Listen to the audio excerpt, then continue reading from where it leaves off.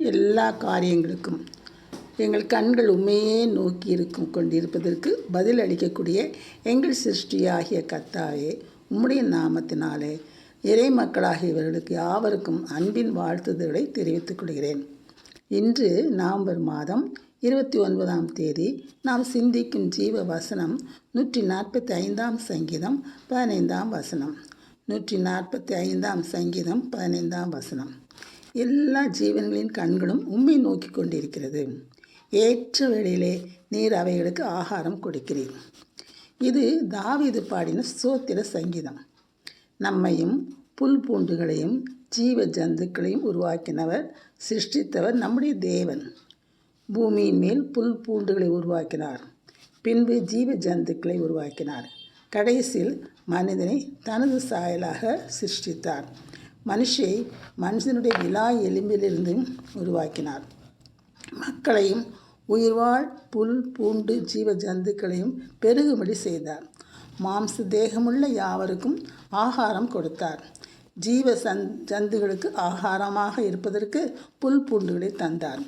ஏற்ற வேளையில் ஆகாரத்தை தருவீர் என்று அவைகள் உம்மை நோக்கி காத்திருக்கும். நீர் கொடுக்க அவைகள் வாங்கி கொள்ளும்.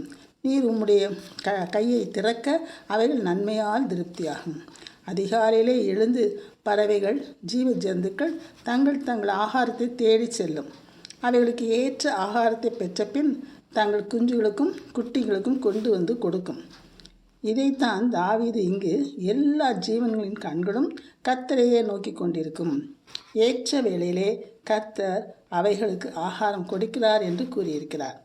இதே போல நாமும் ஆத்ம ஆகாரத்திற்காக தினமும் அதிகாலையில் எழுந்து வேத வசனங்களை வாசித்து தியானிப்பதன் மூலமாக நாம் பெற்றுக்கொள்கிறோம்.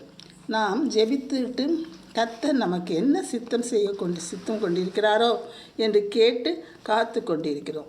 மேலும் அன்றைய தினம் என்னென்ன செய்ய வேண்டும் என்று ஆலோசனைகளையும் பெற்றுக்கொள்கிறோம். அன்றைய தினமும் நமக்கு சத்துருவால் ஏற்படும் சோதனைகளை சகிக்க எதிர்த்து போராட கர்த்தரிடமிருந்து பலன் பெற்றுக்கொள்கிறோம். நம்முடைய கண்கள் கர்த்தரையே நோக்கி கொண்டிருக்கிறது. ஏற்ற வேளையில் நமக்கு ஆத்ம ஆகாரம் தந்து நம்மை பரிசுத்த ஆவியினால் நிரப்பி அபிஷேகிப்பார். கர்த்தர் தம் முகத்தை மறைத்தால் நாம் நிச்சயமாக என்ன செய்வோம்? அவரோட முகத்தை மறைத்தால் நாம் திகைத்து விடுவோம். அப்பொழுது நம்ம அந்த பாவங்களோ அல்லது அவருக்கு பிடிக்காத காரியங்களோ ஏதோ செய்தோமோ என்று நாம் தியானிக்க வேண்டும், யோசிக்க வேண்டும். அப்பொழுது நம்ம யோசித்து ஆராய்ந்து பார்த்து கர்த்தரிடம் மன்னிப்பு கேட்க வேண்டும். அப்பொழுது நமக்கு கர்த்தர் மன்னிப்பை அருளி சந்தோஷமாக அன்றைய காரியங்களை செய்ய அவருடைய ஆவியின் வழி நடத்தலில் நாம் பெற்றுக்கொள்வோம். கர்த்தரோடு சேர்ந்து வாழும் வாழ்க்கை நமக்கு சிறந்ததாகவும் ஆவிக்குரிய வாழ்க்கை நிறைந்ததாகவும் காணப்படும்.